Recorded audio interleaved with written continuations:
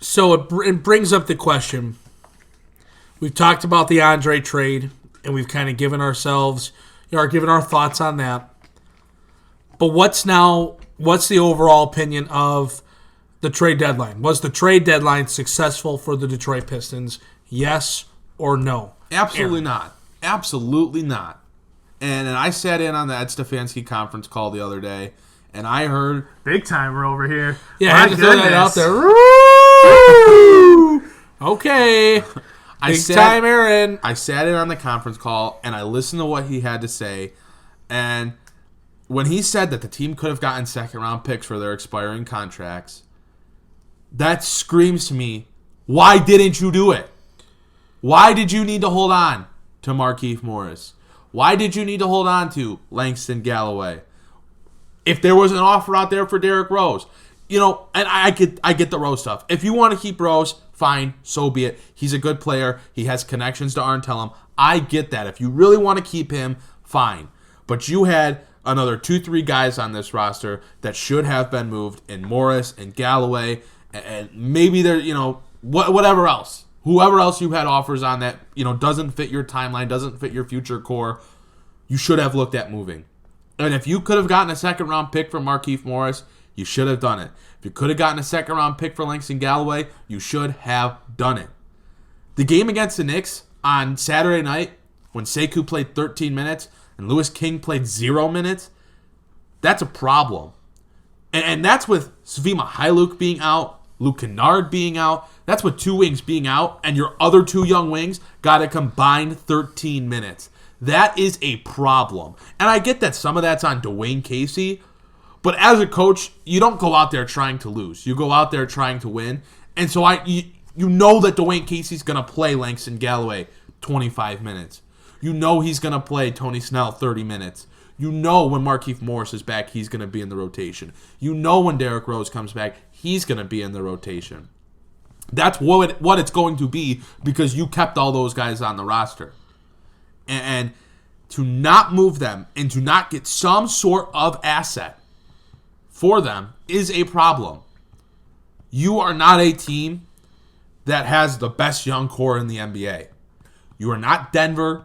You are not Atlanta. You are not any of these young teams that have a plethora of young guys that look like they're potential all-stars. You don't. You need any assets, any chance at leverage you can possibly get.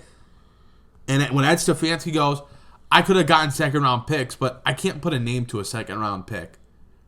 You're the front office that drafted Bruce Brown. You're the front office that traded to get the rights to Kyrie Thomas in the second round. What do you mean?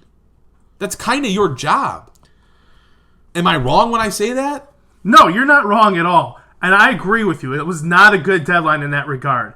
Now, if they only would have traded one of them, either Langston or Markieff, I would have been okay with that. But not to move either one is a problem. Right. Even if they would have moved one. Preferably Langston because you have 4 young wings. Yeah, because you're so stacked up right there. If they would have moved at least one, I could live with it. But to not move either one for probably, mid to late 50s in the second round, tells me they don't trust themselves drafting that late. Right. And you also don't know. It could have been a 2022 second round. Right, pick. exactly. That team, you don't know. Right now, it may look like it's a 48 to 52 to 53, round pick, that pick in the draft. But what happens when that team has an injury and their season falls off a cliff in 2 years from now? Or they decide that they need to tear it down. Oh, all of a sudden that pick's 35, 36. You take the asset if you can get it. You're not a team with assets. What have we talked about? Right now, in the NBA, second-round picks are like candy. Everyone wants them as part of a trade. For some reason, they're great for leverage in trades. You having that extra second-round pick, and maybe in that trade where you take on a bad contract, but you're getting a big asset, a nice asset, you can add that second-round pick in there. And you don't have to worry about it. And you flipped it. So you flipped Langston or Galloway for that second-round pick, in turn you flipped it for a nice asset that's attached with a bad contract. That's how this game works, and I can't believe they didn't take advantage of that. Hell, you traded for the 57th pick in the draft last summer so you could get Jordan Bone. Right? You have a track record of going late into the second round to get someone. So that comment took me off guard. It blew me away. You are a front office that has made trades to get guys in the second round. Exactly. You traded to get Davidas. Like you make a lot of moves in the second round in your 2 drafts. And for you to come out now and say, I could have traded these guys for a second round pick, but I can't put a name to that guy. Can I be honest here? Yes, I'm not saying I disagree because it would have been nice to have seen them move Langston and or Markieff. And I don't disagree that acquiring the second round picks makes sense. But I am not nearly as fired up about it, especially as you seem to be, Aaron. The Pistons did what they had to do in moving Andre Drummond. That's the big move that had to be made. Yes, there's a chance that some second-round picks hit. Yes, you could get some value out of those. Yes, like I said, I agree with you that they should have, if the opportunities were there, pulled the trigger on at least moving one of Langston or Markieff. But to me, moving Andre Drummond and cementing where you stand as a franchise makes it a successful trade deadline. Currently, when you look at the roster for the Pistons, you have to play your veterans. You cannot keep all the veterans that you have and not play them and just play the young guys. And when you look at the Pistons roster... Why is that? Can I ask why is that? Because then your locker room will go to hell. God, I just want to bring up the whole Christian Wood Thonmaker conversation earlier in the year with the locker room and managing egos and how I was but it's different. It's ridiculed different for that. I just wanted to bring that back up. I'm glad to hear Aaron say that and understand. Right now, okay, continue. Just look at this. Right now, point guards, Reggie Jackson and Derrick Rose. Shooting guard, Langston Galloway. Small forward, Tony Snell. Power forward, Markieff Morris. You have all those veterans right there that are going to get minutes. Mm-hmm. But you look at your roster of young guys that actually matter for your future. Bruce Brown's a point guard. Svi Mykhailiuk's a shooting guard. Luke Kennard's a shooting guard. Sekou Naboye is a small forward, power forward. But relax. Number one. Louis King's a small forward. Relax. You have all those young guys that now have to compete for minutes with veterans. And veterans are going to get minutes that... I mean, we saw it in the New York game. You still have to have a formidable roster, though. Absolutely, and I'm not disagreeing with that. That's why it's fine to keep a number of veterans around. Like I get that. You have to have that. I would agree with you, but to keep a group of veterans, all that need minutes, like there's a difference between having like a Jared Dudley who doesn't need to be on the floor. Necessarily on expiring deals, they don't need minutes. Like, you can cast Langston to the end of the bench when Luke Kennard comes back, and if Svi continues to play well. I'm not saying Dwayne Casey's not going to do that. I understand. Like, hey, listen, I said that last year. You know, that's why I said when we did all the importance of guys, whatever. I'm like, Langston's going to be a part of the process because Dwayne Casey loves Langston Galloway. You know, to me, the question is simply, was the trade deadline successful? And to me, everything at the deadline surrounded around is Andre Drummond on your roster when we got to February 7th or whatever the next day was. And the answer was no. So yes, would it have been nice? I'm not saying the deadline was an A+, but I guess depending what you call successful, I say yeah, it was a success. Now, if you had just moved Markieff and Langston and not Andre Drummond, it would not have been a success. Because you still would have been teetering with the idea of Drake could opt in.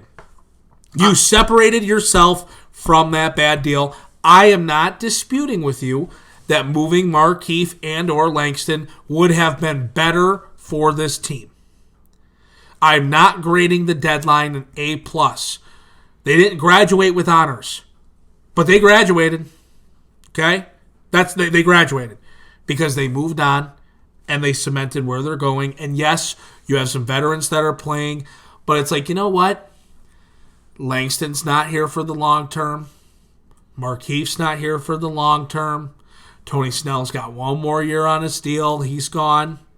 Like, these guys that are in the mix, it's not like, oh, we've got them locked up for 3 more years. We should have just moved on. Some of them will be gone. Yeah, and Tony Snell could get moved in the offseason real easily. Somebody could look at Tony Snell as a nice 1-year rental on a not bad contract. I think he's due $12 million next year, something like that. Yep. So, team might take a flyer on him. Hey, ride it out.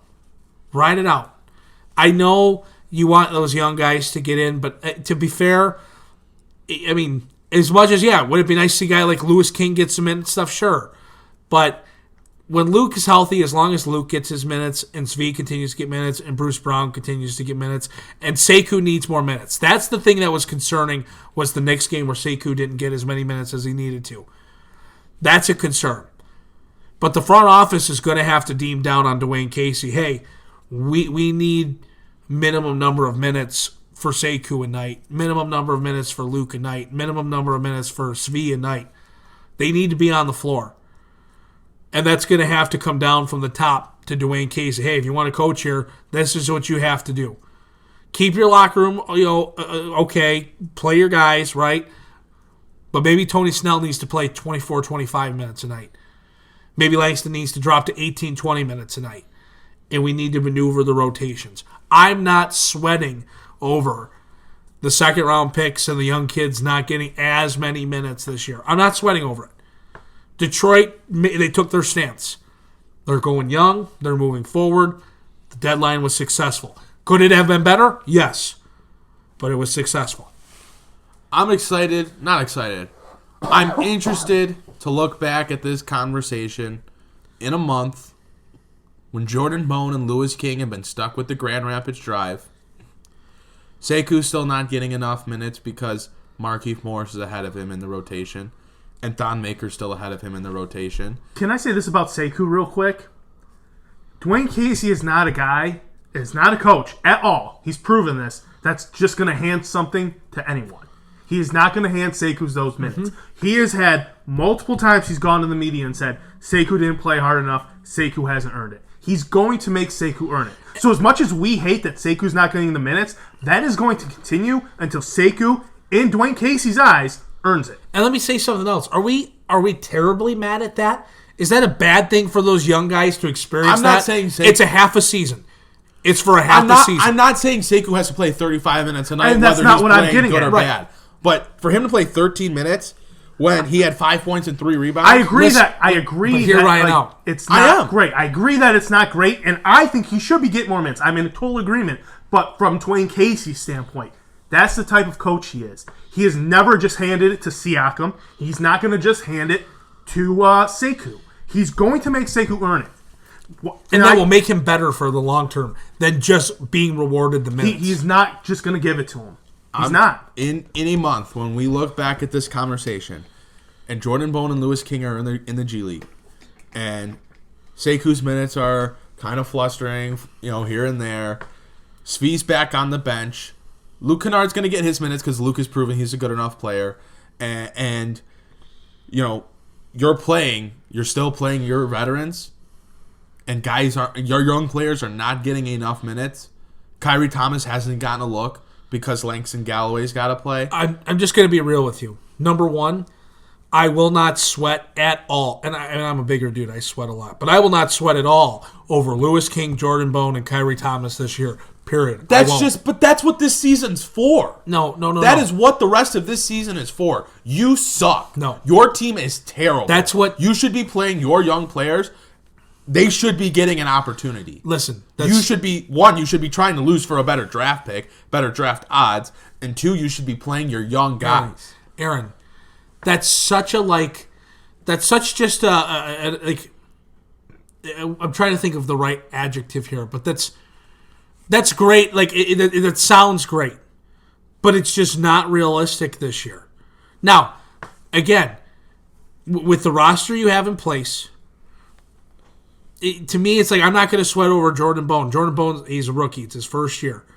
Listen, if he was a third-year guy and it's like, hey, we got to make a decision on Jordan Bone, and you're keeping him in the G League still, problem. If Jordan Bone's in the G League next year and not up, problem. I'm not sweating it for this half of a season. This is the perfect opportunity to get him acclimated to the NBA. This is the perfect opportunity for Kyrie Thomas to finally get consistent minutes when he comes back and see if there's something worthwhile there. Because if there's not, then you can go into the offseason and say, well, if it comes down to it, we know we really don't need to keep a roster spot for Kyrie Thomas. He's a guy that we could cut if we find someone else in Summer League or we take a flyer on an undrafted player. That's a guy we know. We gave him that opportunity last year. We know he doesn't have it. We know there's nothing there. I feel like, Brendan, if you were the coach, you would pull out a lineup of Derrick Rose, Reggie Jackson, Tony Snell, one-legged Blake Griffin, and Thon Maker. That's what I think you would do. Well, that's asinine. The way you are talking, it boggles my mind. That's asinine. I wouldn't risk Blake Griffin. I'd play Markieff Morris. Yeah, jackass. Markieff Morris is your sixth man. No, Thon Maker, Aaron. Okay? I'm in agreement with Aaron here.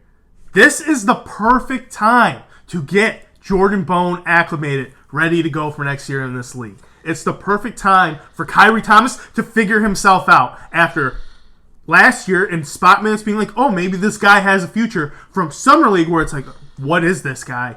Maybe he's not even supposed to be in the NBA. Now it's his time. The season is lost. It's when Kyrie Thomas comes back, he deserves to at least, the front office themselves deserve to see, hey, do we have anything here with this guy, or do we need to move on from him? Okay, that's Reminder, fine. Again, you are the front office that drafted these players. You are the front office that traded assets for the rights to these players.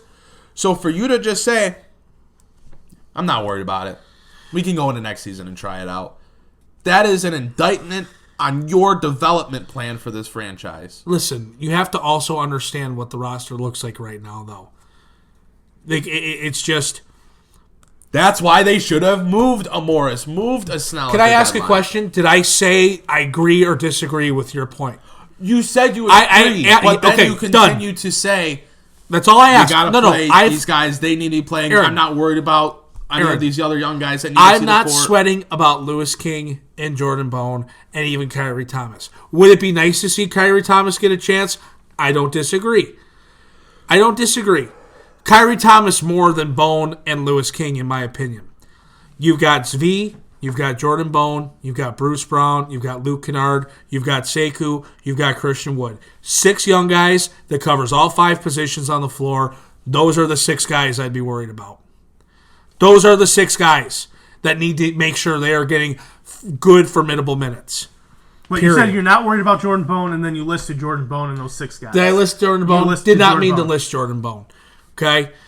So you have Bruce as a point guard, you have Sekou as a shooting guard, you have Svi as a small forward, you have Sekou as a power forward, you have Christian Wood as a center. Fine. 5 guys across 5 positions.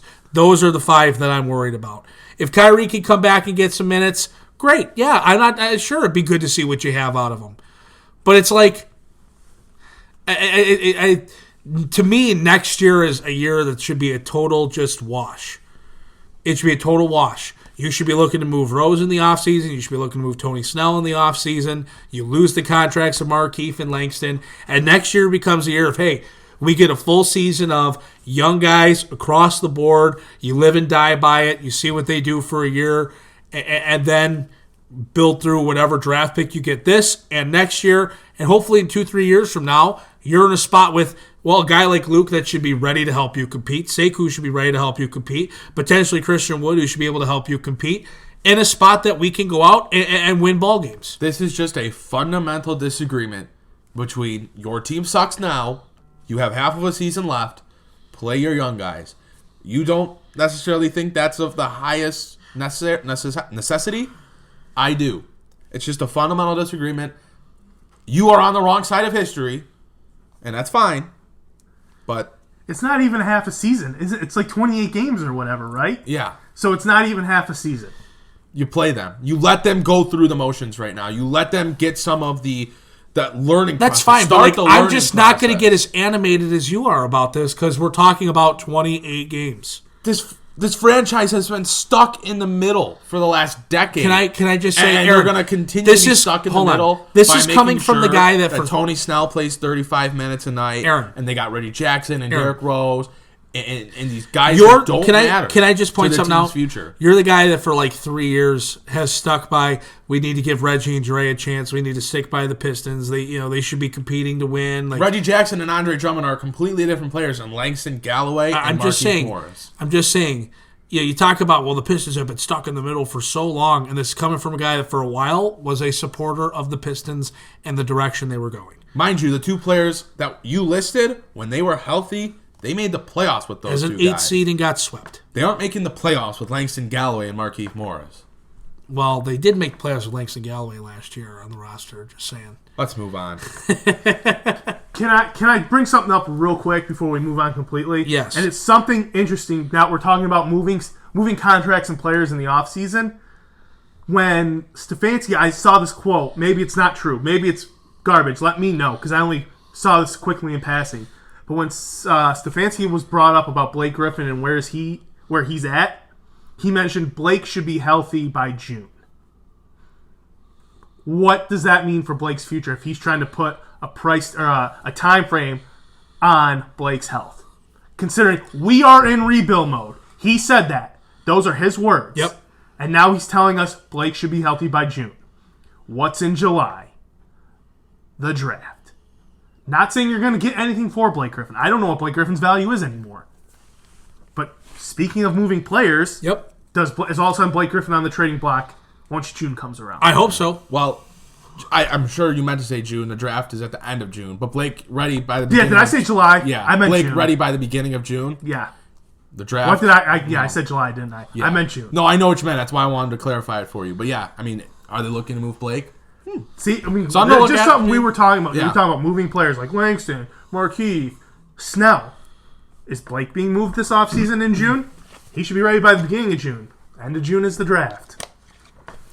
Well, I mean, it's a weird place to be. It's interesting. I don't think we should lose our minds over Markieff Morris and Langston Galloway. And that's what I was saying. But I'm in agreement with Aaron. That's fine. But I'm not losing my mind over it. So, I guess that's where we stand on this. No big deal.